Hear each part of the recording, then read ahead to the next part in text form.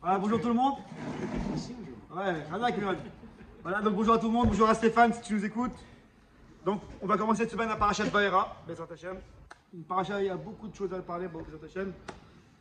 Et bon, c'est la suite de Shemot, Vaera, après Yorabo, Yetzet Mitzrayim.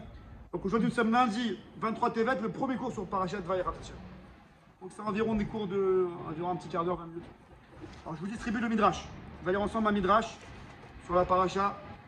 Midrash connu mais qu'il faut expliquer. C'est la partie d'en haut. Le titre, Ah, il faut le titre aussi. Je le mets. Après, on va se poser. Voilà. Alors, c'est connu ce Midrash. C'est possible qu'on ait déjà fait ce Torah dernière, mais bon, il faut toujours se le rappeler. Donc, c'est écrit au début de la paracha. Vaïdaber Elokim el Moshe, Vayomer Elav Ani Hashem. Vaïdaber Elokim el Moshe. La Kachem, vas-y, Gérald. Viens à côté de moi. Donc, Vaïdaber Elokim el Moshe, Vayomer Elav Ani Hashem. Et Elokim, donc, Midatadid parla à Moshe, et il lui a dit Ani Hashem. Donc, le passage qui commence par Dibour caché, quelque chose de dur, Elokim, Midatadin. Et il termine par Vayomer, Amiras c'est la Shonrach, tendre, gentil. Et Yudke Vavke, Biatar Rachamim. Alors le Midrash il commence, alors en fait, un chumash. C'est pas un chumash, c'est là. Avec Rashi ou sans Rashi? Même sans Rashi, avec Rashi, tant qu'à faire. Voilà, donc, le Midrash nous dit, parce que le passage d'après c'est Vaera el Avraham et Yitzhak et Yaakov. J'ai apparu à Avraham, Yitzhak et Yaakov. Donc, Hachem il dit à Moshe Rabbeinu, Midatadin, Midatar Rachamim, et il lui dit j'ai apparu Vaera, j'ai apparu à Avraham, Yitzhak et Yaakov. Rachid nous ramène le Midrash, mais avant ça, je veux juste lire la fin de la parasha. Voilà, juste avant. Peut-être qu'on parlera de demain de Hachem, Kel Shakai, ça c'est encore un autre sujet. Mais déjà par rapport à la fin de Shemot, le Icar c'est la fin de Shemot. La fin de parasha de Shemot, je ne sais pas si vous vous rappelez du Maftir. C'était le Maftir. C'est le Maftir. Vayashov Moshe Hachem. Je lis la fin de Shemot, le Maftir. Moshe est retourné chez Hachem, Vayomar il lui a dit Hachem, Lama Re'auta Lamazé, pourquoi t'as fait du mal à ce peuple? Re'auta Shonra. Lamazé chez l'Artani, pourquoi tu m'as envoyé? Donc je rappelle que au début, ils avaient les briques, les bénis Israël. Tout le monde a vu le film. Au début, ils avaient les briques, il fallait juste faire. Ils avaient la paille, il fallait juste faire les briques. Maintenant, depuis que Moshe et Aaron sont venus chez Paro, Paro il s'énerve, il dit c'est comme ça, vous faites les petits malins. Vous avez du temps pour venir discuter avec moi, allez. Maintenant, on va leur enlever la paille, il faudra chercher la paille et faire le même nombre de briques. On n'arrive pas à y croire. On n'arrive pas à imaginer c'est quoi de chercher la paille dans toutes les réactions israéliennes, comme ça c'est écrit dans le passage. Faire le même nombre de briques, c'est devenu une vie impossible. Là, ils arrivent à la fin de l'esclavage vraiment très dur. Je ne sais pas si on a idée. Donc, Moshe dit à Hachem, là, depuis que je suis parti avec Paro, chez Paro pour parler en ton nom, et Ra, encore une fois la chaîne de Ra, et Ra l'a amazé, était mal pour ce peuple. Et délivré, tu n'as pas délivré ton peuple. Ça Hachem, il dit à Moshe Rabbeinu dans le buisson ardent, un pérec avant, il dit, voilà, je t'envoie avec Aaron, Moshe refuse, après finalement il accepte. Toi et Aaron, vous allez chez Paro, vous lui dites, tac, et puis il va les délivrer. Moshe dit, je vais chez Paro, je dis tac, et non seulement il délivre pas, et Ra, il rajoute. Dernier passage de la paracha de Shemot, Vayomer Hachem el Moshe, Hachem dit à Moshe, Ata tiré, Ata Kain. Maintenant tu vas voir. Ata tiré, maintenant tu vas voir. Hachem a laissé les pharaons, ce que je vais faire à Paro, qui Beat Chazaka Ishalechem, avec une main forte il va les sortir, ou Beat Chazaka Gachem Marzo, avec une main forte, on va les sortir d'Égypte. C'est clair? Alors, Agar, en parenthèse, c'est pas le sujet maintenant, mais en parenthèse, Ata tiré, maintenant tu vas voir. Rachid fait le. C'est quoi maintenant tu vas voir? Maintenant tu vas voir. Parce que plus tard tu pourras pas voir. Maintenant tu verras la délivrance des bénis Israël, d'Égypte. Mais plus tard, lorsqu'ils vont rentrer en Eretz Israël avec la conquête des 31 rois, tu ne pourras pas rentrer en Eretz Israël. C'est une des raisons pourquoi Moshe n'est pas rentré en Israël, parce qu'il a parlé durement avec Hachem. Encore une fois, Moshe Rabbeinu, c'est l'homme le plus sadique du monde, on ne parle pas sur lui. Tout ce qu'on va dire maintenant, c'est pour. C'est pour comprendre pour nous. Donc, Moshe Rabbeinu, il a une tarana. Il a un argument. il dit à Hachem, depuis que tu m'as envoyé, c'est pire. Et tu m'avais dit que tu allais délivrer. Et mon cher Rabbeinu continue, et délivrer, tu ne les as pas délivrés. Hachem lui répond, bon, tu vas voir maintenant. Comme si que maintenant que tu m'as parlé, ben allez, bon, ok. Maintenant tu vas voir. Et on dirait qu'il fallait que Moshe y vienne pour que Hachem lui réponde, tu vas voir. Bon, si tu comptais les délivrer, c'est sans que je te parle. Hein. Maintenant que tu me dis ça, bon, tu vas voir, allez, je vais les délivrer. Ça, c'est premièrement, c'est un peu compliqué. Deuxièmement, donc je reviens au Midrash de la parachute à chaque fois. Hachem il dit, donc Elohim, Yudke Vafki, comme on a dit. Bon, il faut comprendre. Est-ce que Hachem il est gentil ou il est méchant? Et le pasuk d'après, Vaera, j'ai apparu à votre. Agav, le dernier pasuk de Parashat Shemot, c'est le premier pasuk du Perek Vav. Ouais, et Aleph, fin de Shemot, Bet Gimel, il y a un découpage comme ça au milieu. Alors regardez ce que le Midrash dit. Donc, prenez le Midrash que je vous ai donné là. C'est Rabbi Gérald Benichou. Bon, c'est pas fait. Juste le début, hein. On va pas tout lire. Itam et Midrash Rabbah, vous l'avez tous en haut? Amar lo HaKadosh Baruch Hu le Moshe. Hachem il dit à Moshe, Chaval al de'ovdin velo mishtak. Ouais, c'est la phrase que de Rashi. Rashi ramène que cette phrase. Ah, Hachem il dit, c'est dommage. Les avot que j'ai perdus, que je ne retrouve plus. Sous-entendu, c'était un BG, on a affaire aux avot, des gens extraordinaires. Maintenant on arrive à Moshe Rabbeinu, étape numéro 2. Bon. Dommage. C'est pas comme l'avot. C'est déjà un cran tout. Chaval al de'avdin velo mishtak. Aïe, ça fait du mal d'avoir perdu de temps des hommes tellement grands que je ne retrouve pas. Quoi? À plusieurs reprises, j'ai apparu à Avraham Yaakov au nom de Shakai. Alors, demain, on parlera de ça. À Kavana Shakai, chez nous deux, à Kavana, que je dis quelque chose. Je veux dire en deux mots ce qu'on verra demain en plus longueur, mais que Shakai, c'est à Kavana, c'est le nom d'Hachem où il dit des choses, il promet des choses, et on voit là. Il a dit à Avraham Avinu, justement, c'est statut du Midrash. J'ai dit à Avraham Avinu, tu vas voir, la terre que tu fouleras, elle sera à toi. Sa femme, elle est morte, ça va. Il n'a pas une terre pour l'enterrer. Il doit mettre 400 shekels vers la soukher. Donc, je lui ai promis quelque chose d'une terre. C'est le premier qui est censé avoir cette terre. Il n'a pas vu le fruit. Et non seulement, il paye la chair très chère. La terre très chère. Et Hachem, il dit, vélo, je lis le Midrash, vélo irar achar midotai. Il n'a jamais remis en cause mes midot, ce que je lui ai dit. Ça, c'est Shakai. Je promets des choses, on voit rien, on voit le contraire. Il n'a jamais parlé. Pareil, j'ai dit à Yitzhak, Gourba arrête sa zot, habite dans cette terre, etc. Il y a eu le problème avec les histoires des puits. Je ne sais pas si vous vous rappelez.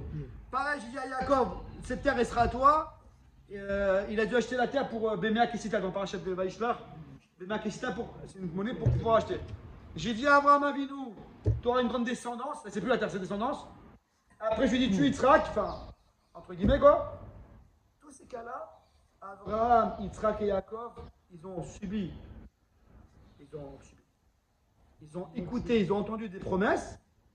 Ils ne voyaient pas la promesse se réaliser, ils voyaient même le contraire et ils n'ont jamais rien dit. Et toi, la première fois que je t'amène, c'est ta première shlichut, ta première mission que je t'envoie, et déjà tu dis que tu râlais.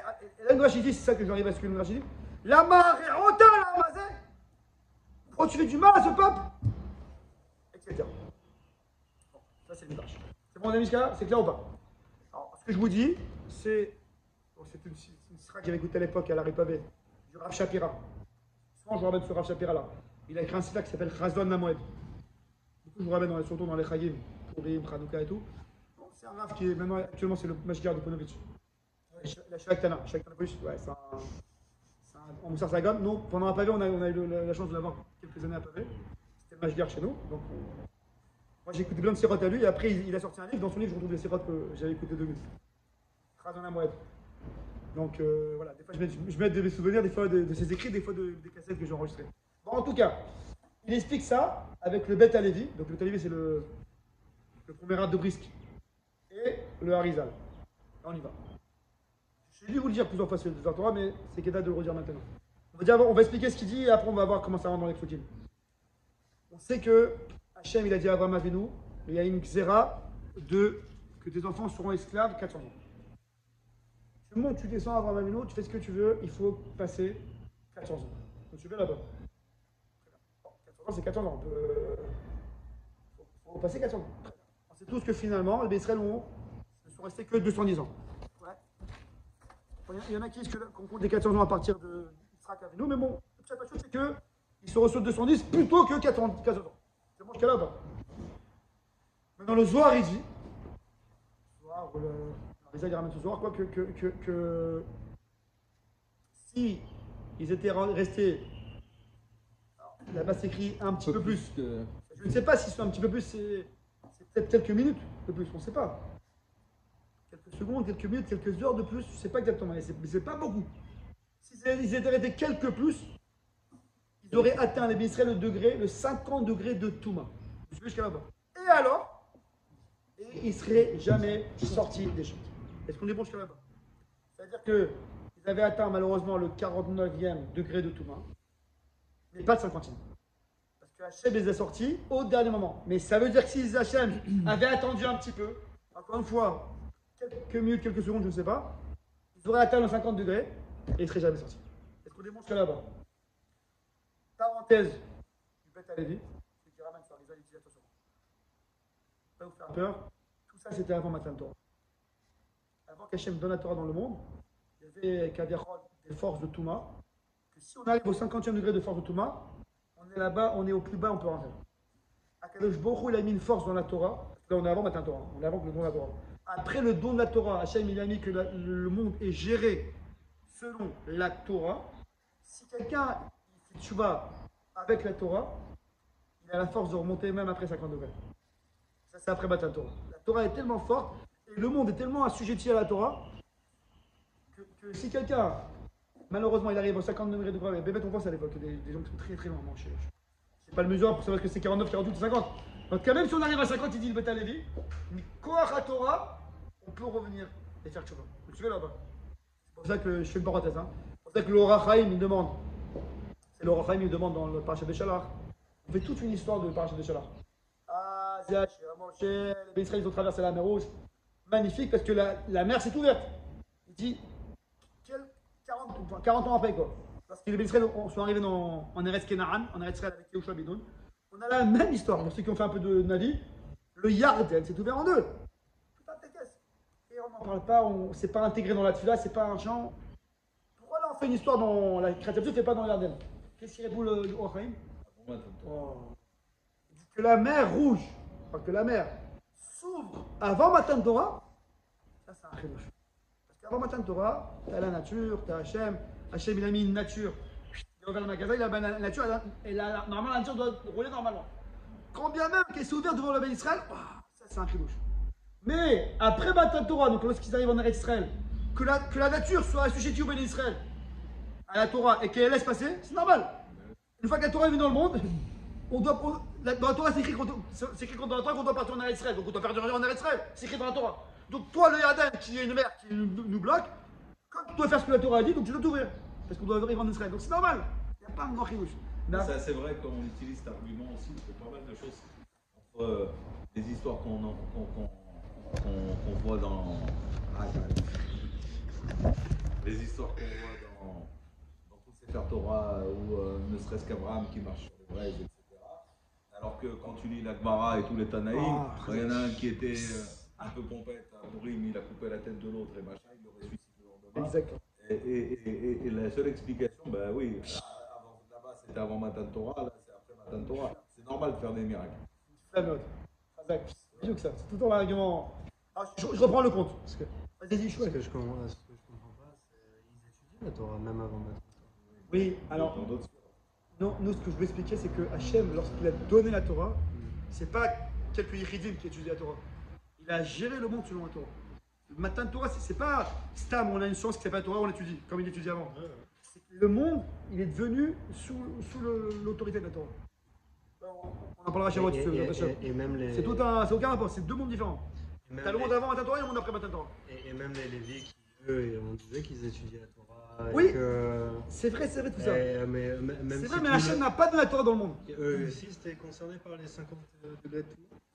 Vu qu'eux, ils étaient à part et qu'ils étudiaient la Torah. Non, les Lévites, je pense pas. Donc ils n'étaient pas concernés. Non.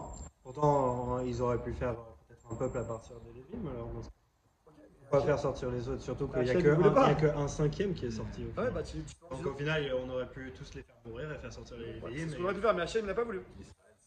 Hachem, il voulait qu'il y ait- Un Bon, tout. un C'est tout. pas une élite. C'est un tout, mais Le il a clan quand même tué Israël- 4 cinquièmes. Quoi. Oui, mais c'est un cinquième de chaque tribu. En tout, il y a chaque tribu. Hachem, il veut que tous les enfants d'Yaakov Avinu, Béné Israël, Béné Yaakov, ouais, de tout Yaakov de sortir de Israël. Pas que de Lévi ou que de Issachar ou que de tout le monde. En tout, il y a un cinquième qui est sorti, d'accord, mais c'est un cinquième de, en tout, toutes les tribus confondues. Ok, allez, je reprends l'autre parce qu'on peut pas contrôler le fil. Donc, Hachem, il a fait qu'il sorte juste avant d'atteindre 50 degrés tout. On est bon jusqu'à là ou pas? Alors, comment Hachem il a fait ça? Parce qu'il a fait 210 ans. Mais si Hachem il avait fait 400 ans, ou même 210 et quelques jours, on serait arrivé aux 50 degrés de Thomas. On ne serait jamais sorti. Est-ce que monsieur là-bas? Donc Hachem il a dû faire un esclavage bédiouk de 210 ans. Et il n'y a qu'Hachem qui peut calculer ce moment pour sortir avant le moment fatal. On est d'accord ou pas? Comment Hachem il a fait que ça dure 210 ans? Ah, il a dit à Abraham Avinu. Mais pourquoi il a dit 400 ans? 400 ans. C'est ça ce que le Talavi dit à Alpia Rizal. Il dit que l'Hachem il a fait tellement que le shribout, l'esclavage soit tellement dur que 210 ans équivalait à 400 ans. Donc, tu veux là-bas? Mon cher Abou, il va chez Hachem, il dit Hachem, j'ai pas compris. Tu m'as dit, va chez eux, tu vas délivrer. Je vais chez eux, c'est encore pire. C'est plus dur. Hachem dit, oh, maintenant je peux être délivré. Parce que moi j'ai une promesse de 400 ans. Mais tant que c'est cool ou pas trop cool, non, 400, ça va venir 3 ans, 240, 220. Mais maintenant que c'est très très dur, dans pas la nuit, il faut chercher la paille et compagnie. C'est tellement dur que 210 ans, c'est bon, c'est 400 ans. Donc maintenant je peux les délivrer. Faut surtout pas le chidouche, je sais pas, attends. Quand c'est dur, ah c'est dur donc c'est foutu. Le contraire, si c'est dur, c'est que le temps prévu, il va être rétréci parce que c'est tellement dur que ça revient à 400 ans. Et maintenant, et si tu veux dire non, non, non, Hachem, sois cool, doucement, je peux être cool si tu veux. Mais si je suis cool, on va arriver à 210, 220, 240. Et vous allez arriver au 50 degrés de Douma. Et là, je ne pourrai plus vous délivrer. Donc c'est un bien, le fait que ça soit dur, c'est pour rétrécir le temps de l'esclavage pour arriver à 210 ans, pour arriver, mais Dieu avant que vous arrivez au 50 degrés de Douma. Et donc c'est ça c'est ce qu'Hachem dit, va y daber Elohim et Moshe. Va yomer Elav ani Hachem. Hachem dit à Moshe Rabbeinu, parce que ça a l'air dur, va y daber Elohim datadin. Va yomer ani Hachem. C'est de l'amira, c'est tente, c'est ok. Cette dureté que tu vois là, et que tout est noir et je comprends rien, et on adapte ça, chacun il doit adapter ça à sa vie quoi. C'est dur, on comprend pas, Midata Elohim, c'est dur, caché.